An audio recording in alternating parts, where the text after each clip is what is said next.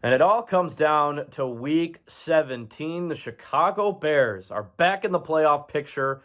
What a year it's been. I mean, this is like the third different team I feel like we've seen all in one season. Trubisky starting the year, getting benched. Then you have the Foles saga, the losing streak. And now you've won 3 in a row. Could have been 4 in a row if you take care of the Lions. You've scored over 30 points in 4 straight games. The offense has an identity. Tell you what.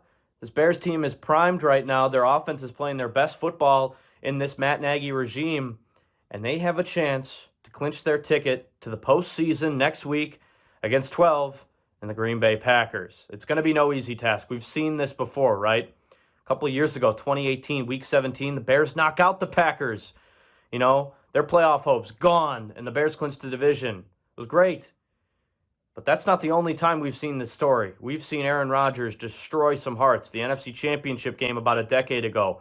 Even before that, we saw the Randall Cobb touchdown pass to steal the division crown in Week 17.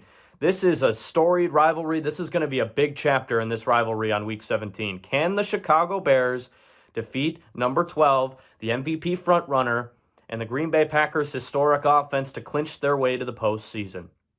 It's not going to be easy, but we'll go over some playoff scenarios. The Bears are right now, they are sitting in the 7th seed in the NFC playoff picture. If they win, they're in.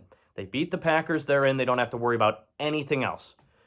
But it's not looking like they're going to beat the Packers just from the way Green Bay is playing. So this is what the Bears need if they want to get into the playoffs. They need the Rams to beat the Cardinals next week. And guess what?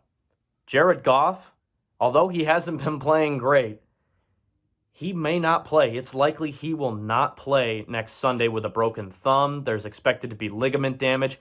He's probably going to miss the remainder of the season. That is a huge blow to the NFC playoffs for one, because the Rams have a great defense. And they would be the team, I would say, that has a really good shot to take out the Packers. But again, no Jared Goff. You can forget about that. They're going to end up starting John Wolford, their backup. And this is a shame on Sean McVay. We talk a lot about him being a great offensive mind, but how do you have a quarterback, that guy as your backup? He's never taken a snap in the NFL. For a team that's this good and that's contending for a Super Bowl, shame on that organization for not having a backup quarterback ready to go. I mean, a guy who's never taken a snap, that's not good. So the Bears need the Rams to win next week. They need the Rams to win over the Cardinals, or they need to beat the Packers to get that 7th seed. Bears can also, believe it or not, they can clinch that 6th seed as well. This one's going to be tough, though. They got to beat the Packers for one, and they need the Cardinals to beat the Rams, which, you know, that one, it's not likely that the Bears are going to beat the Packers for one. Let's put that on the record. But if they do beat them and the Cardinals beat the Rams, what happens is the Rams are going to fall out of the playoff picture.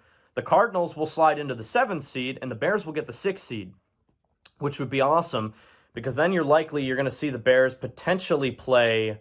You'll probably see them play the Seahawks or the Saints. If the Packers end up clinching that number 1 seed, if they beat the Bears next week, they'll get the bye, and then the Bears will likely play the Saints on the road at the Superdome in the first week of the playoffs.